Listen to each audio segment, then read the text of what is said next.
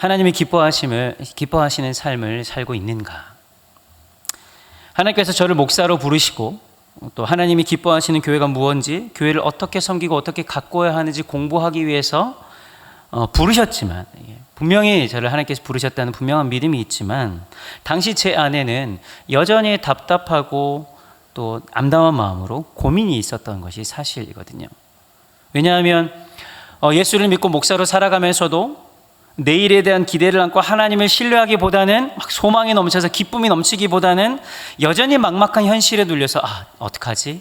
다음에 어떻게 해야 되지? 다음 달은 어떻게 살지? 하는 이 나약하고 부족한 모습이 제게 있었기 때문이죠. 이렇게 나약하고 부족한 사람에게 목사라는 직임이 가당키나 한 것일까 하는 생각이 저에게 들었어요. 물론 요즘에도 그런 생각이 가끔 듭니다만 그런 마음들이 제 안에 있었던 것을 제가 알았거든요. 목회자이면서도 이 두 마음이 있는 거예요. 사람들에게 인정받고 존중받고 성공적인 평가를 받고 싶은 그런 마음과, 또 그 안에서도 하나님 앞에 잘 준비되어서 보내주신 곳에서 하나님이 기뻐하시는 귀한 사람이 되고 싶은 그런 마음, 이 양당 간의 마음이 저울추가 왔다 갔다 하면서 모호한 위치에 있는 제 마음을 제가 스스로 직면했거든요. 여러분, 그런데 이런 생각이 저만의 고민일까요? 저만의 고민은 아닌 것 같습니다. 여기 앉아있는 우리 모두는 하나님의 전적인 은혜로 구원받은 사람들이잖아요. 그래서 하나님께서 기뻐하시는 삶을 살겠다고 때로는 서약하기도 하고 매일 다짐하기도 하는 사람이죠. 여러분 잘 아시는 것처럼 예수님께서 십자가에 죽으시고 부활하신 것은, 우리를 구원하신 것은 이 땅에서 성공하게 하고 개인의 삶을 영위하게 하기 위해서가 아니지요. 우리 각자를 향한 하나님의 분명한 부르심이 있다는 것을 우리는 그래서 알고 있고 들었고 또 지금도 점검하고 있어요. 그런데 사실 일상을 살아가다 보면 하나님이 내 인생 가운데 원하시는 것이 무엇인지, 하나님의 꿈은 무엇인지, 하나님의 마음은 어디에 있는지 질문하지 않은 채 살아가는 우리들의 모습들을 많이 발견한다는 거예요. 버거운 현실을 뚫고 나가는 것도 급급한 이 초라한 모습, 그 모습을 발견하기라고 하면 하나님의 꿈이나 사명이나 계획이나 이런 거는 나랑 관계가 없는 일처럼 여기는 거죠. 오늘 혜슬이가 사명이라는 찬양을 봉우소 연주했는데 여러분 짠 게 아닙니다. 전혀 몰랐어요. 찬양의 곡조는 참 좋은데 그 가사는 내가 고백할 수 있는 일인가? 좋은 노래다 하고 지나가는 거죠. 마치 하나님의 부르심이라는 것은 멀리 동화 속 이야기나 나랑 상관없는 이야기가 되어버린 것은 아닌가 하는 생각이 듭니다. 그러면서 여전히 우리는 현실의 문제가 있기 때문에 우리를 향한 하나님의 뜻은 상관이 없기라도 한 것처럼 하나님은 그저 내 문제를 잘 해결해 주시면 되고 적당히 신앙생활을 하면 된다 하는 생각에 붙잡혀 있는 것은 아닐까요? 그런데 여러분 어쩌지요? 하나님이 우리를 향한 계획과 꿈은 그리 작은 것이 아닌데 말입니다. 하나님께서 우리를 부르셔서 이 땅에서 성공한 인생, 남부러울 것 없는 인생, 다른 사람에게 도움을 청하지 않아도 되고 아쉬울 것 없는 인생, 건강하게 장수하고 경쟁에서 낙오되지 않고 편안하고 즐거운 인생을 살라고 십자가에서 죽으시고 부활한 게 아닌데 말입니다. 그렇다면 여기서 이제 문제가 있는 거예요. 우리를 향한 하나님의 계획과 꿈, 그리고 내 자신의 이 초람 사이의 간극을 메워야 하는, 도대체 그것은 무엇으로 메울 수 있을 것인가? 오늘 이것이 우리의 문제 아니겠습니까? 저는 그런 고민을 하다가 성경을 읽어가며 이 마가복음 이 16장 마지막에 눈길이 머물렀습니다. 이 짧은 구절을 통해서 하나님께 저를 위로하시는 하나님을 만나게 되었어요. 그래서 동일하게 그런 고민 가운데 있는 분들에게도, 또 이 자리에 앉아 있는 분들에게도 우리를 향한 하나님의 동일한 음성을 깨닫게 되는 귀한 시간 되기를 바랍니다. 함께 따라하겠습니다. 연약한 자들을 사용하기 원하십니다. 연약한 자들을 사용하기 원하십니다. 우리 14절 말씀 함께 읽을까요? 시작. 그 후에 11 제자가 음식 먹을 때 예수께서 그들에게 나타나사 그들의 믿음 없는 것과 마음이 완악한 것을 꾸짖으시니 이는 자기가 살아난 것을 본 자들의 말을 믿지 아니하밀러라. 그 후에 부활하신 예수님께서 제자들이 식사하고 있는 자리에 나타났어요. 다짜고짜 책망하세요. 밥 먹는 거는 뭐도 안 건드린다고 하는데 예수님 마음이 급하셨나 봐요. 어떤 내용이에요? 식사하는 제자들에게 믿음이 없는 것과 마음이 완악한 것을 꾸짖었다. 야, 너희 지금 밥이나 먹고 있을 때냐? 하는 얘기 같아요. 물론 예수님께서 가벼이 사람을 책망하거나 판단하시는 분이 아니기 때문에 그렇게 막 다짜고짜 하시는 않으시고 이유가 있었겠죠. 11절 말씀입니다. 시작. 그들은 예수께서 살아나셨다는 것과 마리아에게 보이셨다는 것을 듣고도 믿지 아니하니라. 13절입니다. 시작. 두 사람이 가서 남은 제자들에게 일렀을 때 역시 믿지 아니하니라. 예, 그 후는 예수님의 제자들에게 여러 루트를 통해서 예수님께서 다시 살아나셨다는 것을 예수님의 제자들이 듣게 되었지만 전혀 믿지 않았던. 여러분, 기록된 것이 두 번이고 또 세 번째 책망이지만 사실 기록되지 않은 일이 더 많이 있을지도 몰라요. 여러 루트를 통해 부활의 소식을 들었지만 예수 그리스도께서 부활하셨다는 것을 믿지 않았어요. 그러니 예수님께서 얼마나 답답하셨겠어요. 그래서 직접 나타난 것이죠. 그래서 그 안타까운 마음을 담아서 제자들을 꾸짖습니다. 이해가 되는 면도 있어요. 그런데요, 제가 더 놀라웠던 사실은 바로 그 다음에 있습니다. 역설적이게도 그들을 책망하고 난 뒤에 그들에게 진짜 중요한 사명을 맡기셨다는 거예요. 15절 말씀 시작. 또 이르시되 너희는 온 천하에 다니며 만민에게 복음을 전파하라. 아멘. 저는 이 장면을 보고 너무 큰 위로를 받은 거예요. 그리고 격려가 됐어요. 여러분, 제자들은 믿음이 없는 사람들이었습니다. 연약한 사람들이죠. 어쩌면 예수님의 중요한 사역을 감당하기에는 턱없이 부족한 사람들입니다. 한참 모자란 사람들, 작은 일 하나, 기다리는 것 하나 제대로 할 수 없는, 들은 얘기 하나 믿지 않는 사람들이죠. 결격 사유가 있고요, 경쟁에서 뒤처진 쓸모없는 사람들. 그런데 그런 그들에게 예수님은 그 중요한 지상 명령을 위임하시고 호련히 하늘로 올라가십니다.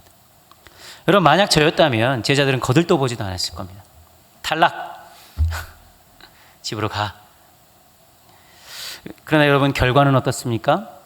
보시는 바와 같이 2000년이 지난 지금 우리 주 예수 그리스도의 복음은 흐르고 흘러 우리에게까지 와닿았습니다. 2000년 전 중동의 아주 작은 지방에서 일어난 성공 가능성이 전혀 없어 보이는 하나님 나라 운동이 그 연약한 사람, 자격이 없어 보이는 사람들에게 맡겨졌고 지금은 우리 교회뿐만 아니라 전 세계를 뒤덮고 있습니다. 하나님은 그 믿음이 연약한 제자들을 그렇게 바라보지 않으셨다는 것이죠. 여러분, 여기까지 우리가 올 수 있었던 것은 하나님의 전적인 은혜가 아닙니까? 우리의 인생은 하나님께서, 주님께서 읽어주시는 대로 살게 되어 있는 거예요. 그런데 사탄은요, 이 하나님의 시선, 그 하나님의 마음을 듣지 못하게 해요. 세상의 비교, 평가, 정죄, 세상이 바라보는 관점으로 우리를 평가하게 하고 더욱더 초라한 모습만 발견하게 하는 것이 사단이 하는 일인 거예요. 여러분, 그러고 보면 성경에 많은 인물들, 등장인물들은 대다수가 연약한 사람들이었어요. 세상의 관점으로는 결격 사유가 있는 사람들이죠. 야곱은 거짓말 잘하는 사람입니다. 아브라함은 자신의 아내를 누이라고 속여요, 살려고요. 그랬더니 아들 이삭도 똑같이 따라해요.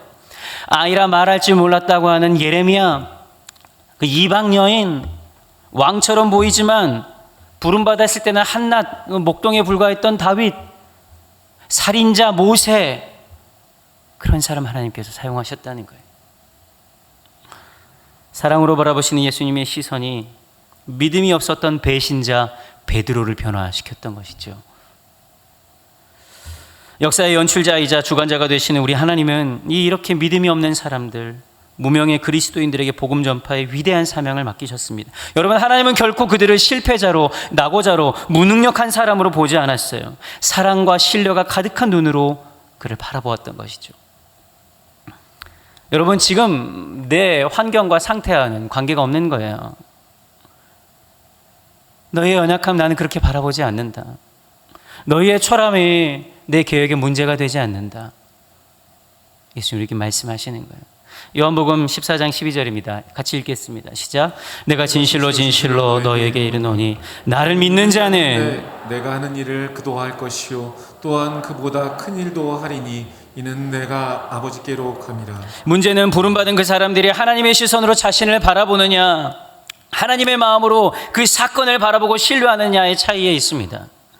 이는 완벽하게 디자인된 하나님의 계획인 거예요. 제자들의 연약함이 드러나면 드러날수록 하나님의 능력은 분명해지고 하나님의 복음이 힘있게 전파되었습니다. 사랑하는 여러분, 더도 말고 덜도 말고 하나님께서 우리를 바라보는 시선으로 우리를 바라보았으면 좋겠어요. 하나님의 눈에 여러분 아름답지 않은 이 없습니다.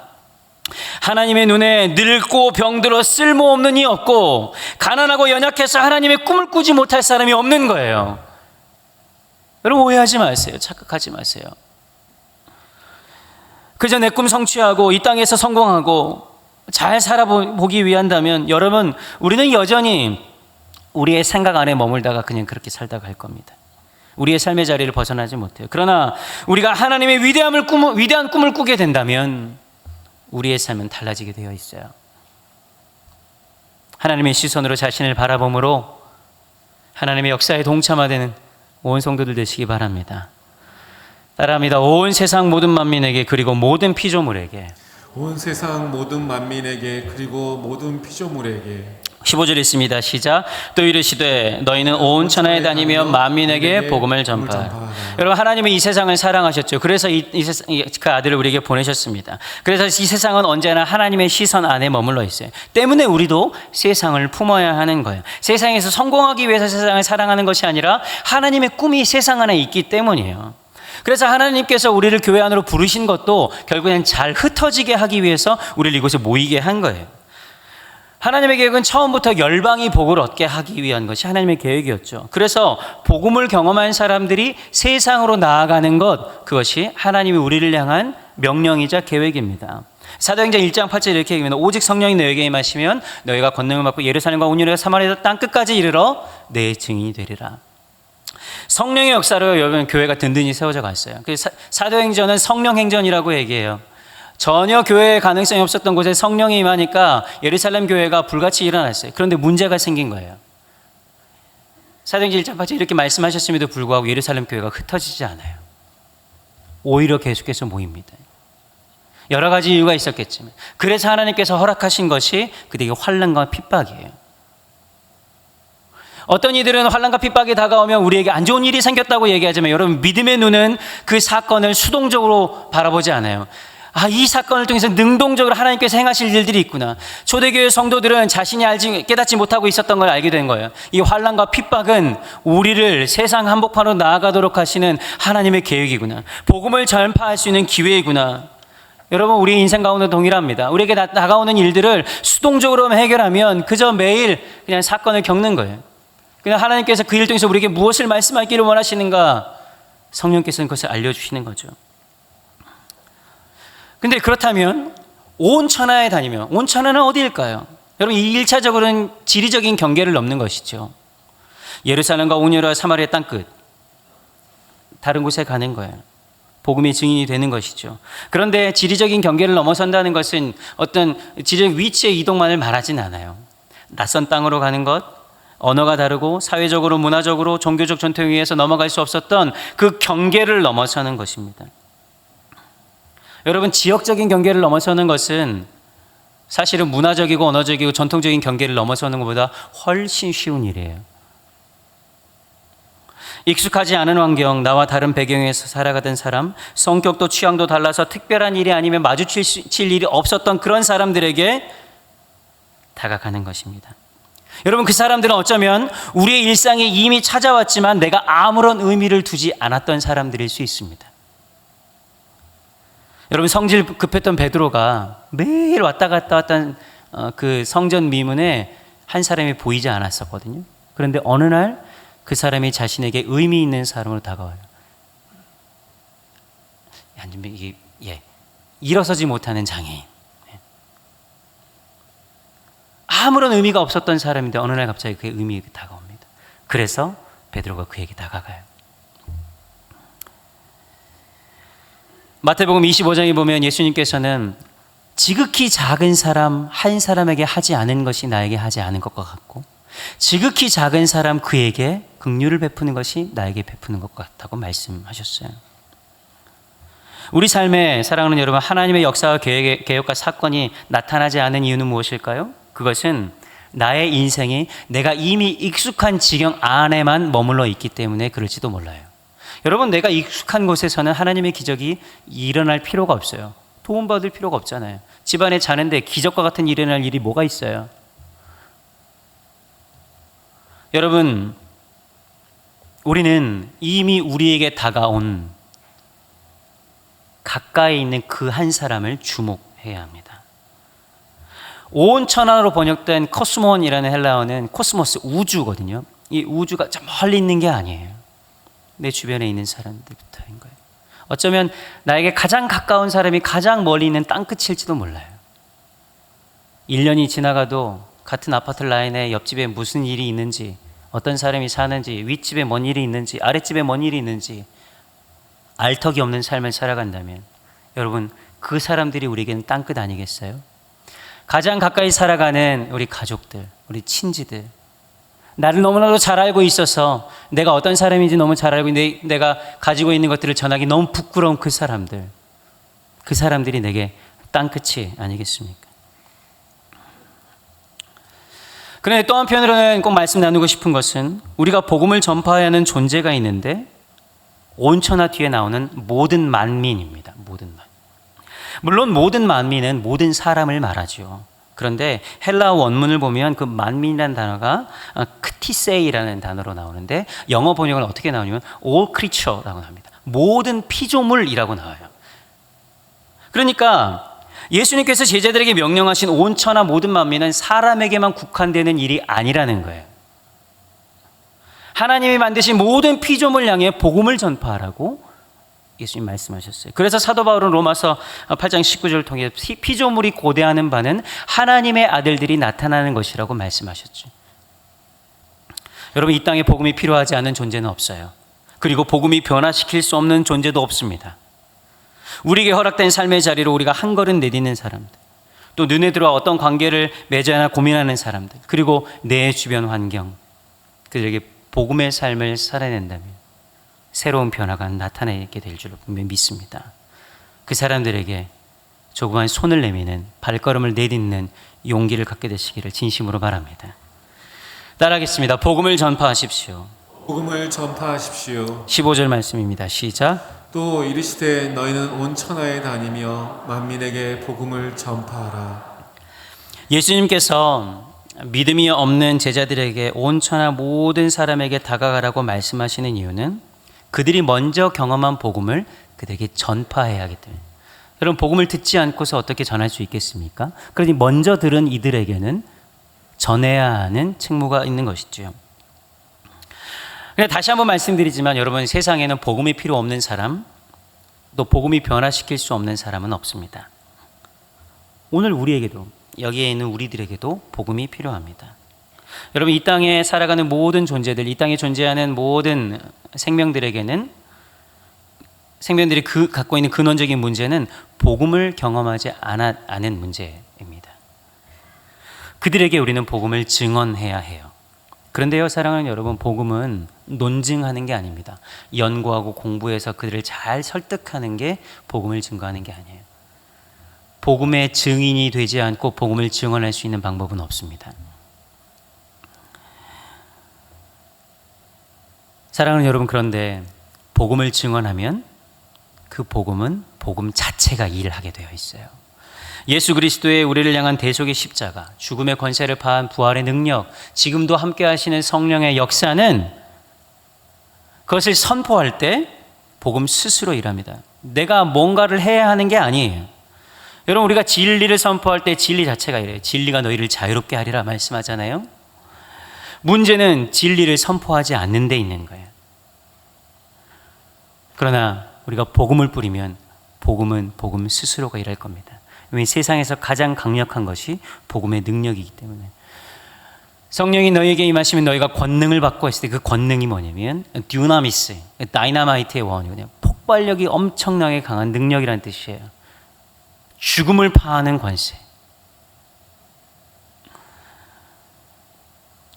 오늘 본문 이유를 보면 예수님이 이렇게 말씀하세요. 복음을 전파하라고 말씀하시면서 읽지는 않았지만 믿는 자들에게는 이런 표적이 따르리니 이렇게. 여러분, 표적은 예수의 능력은 믿는 자들, 그래서 복음을 전하는 사람들에게 나타난다고 약속하는 거예요. 예수의 복음, 그 소식을 내가 들었고 알았어, 오케이, 내가 믿을게 하는 그에게 나타나는 것이 아니라 너희가 믿고 그 복음을 선포하는 그 현장에 예수 그리스도의 능력이 나타나는 거예요. 귀신을 쫓아내고 모든 병든 자가 낫고 너희들이 알지 못했던 그리스도의 능력이 그 현장에 나타난다고 말씀하시는 것이죠. 사랑하는 여러분, 하나님의 표적, 하나님의 능력, 그것을 경험하고 싶으십니까? 복음을 선포하십시오. 복음을 선포하십시오. 여러분 인생 가운데 복음 아닌 것들로 살아가고 있는 여러분의 영역이 있다면 복음으로 살아가겠나라고 선포하십시오. 복음이 우리의 삶의 열쇠가 된다고, 예수께서 우리와 함께 하신다고 여러분 말씀으로 선포하십시오. 그때 하나님의 능력이 나타나는 거예요. 그런데 복음을 전파하는 일에 때로는 우리는 오해할 때가 있습니다. 사역일을 전해야 하고, 그래 결국 교회로 데려와야 복음 전파하는 것 아닌가? 아니요, 그렇지 않아요. 교회로 그를 데리고 오는 것하고 복음을 선포하는 것하고는 구분해야 해요. 그래서 더 중요한 것은 복음을 전파할 때 말하는 것보다 우리가 살아내는 것이 훨씬 중요한 거예요. 그래서 일찍이 발표된 메라비안의 법칙이라고, 의사소통의 법칙인데요. 여러분, 나의 의견과 생각을 다른 사람에게 전할 때 언어적인 요소는 7%밖에 영향력이 없대. 93%가 비언어적 요소라는 거예요. 여러분, 복음을 전하는 자가 복음을 누리면서 그 기쁨을 맛보지 못하고 복음을 말만 하면 그 능력이 이제 나타날 수 있을까요? 오히려 복음을 진정으로 믿는 사람이 복음 전파하지 않고 복음대로 살지 않는 게 더 여러분 어려운 거예요. 복음을 믿으라는 말보다 예수를 날마다 경험하고 예수님과 동행하는 삶을 그렇게 살아가면 복음을 경험하고 싶어하는 사람들이 생겨나게 되는 거예요. 여러분, 어떤 이들은 복음반 그렇게 해서 복음이 마치 신앙생활의 기초나 출발점이라고 생각하는 사람인데, 아니요, 그렇지 않아요. 복음은 신앙생활의 전부예요. 출발이자 마지막. 그리스도인의 삶은 이 복음을 경험하고 복음을 살아낼 때 나타나는 거예요. 여러분, 영적으로 성장한다는 게 무슨 말이에요?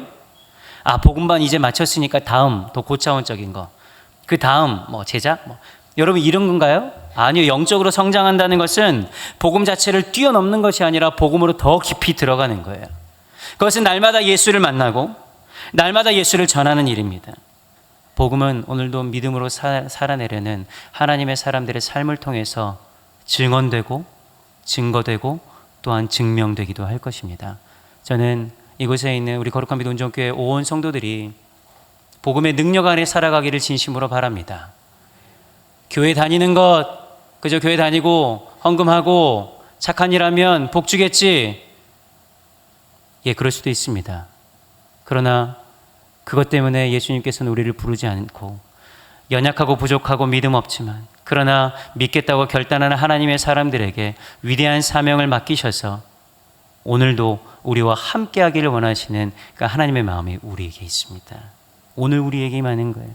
저는 거룩한 온전교회 온 성도들이 이 복음의 능력에 힘입어 살아가기를 진심으로 바랍니다.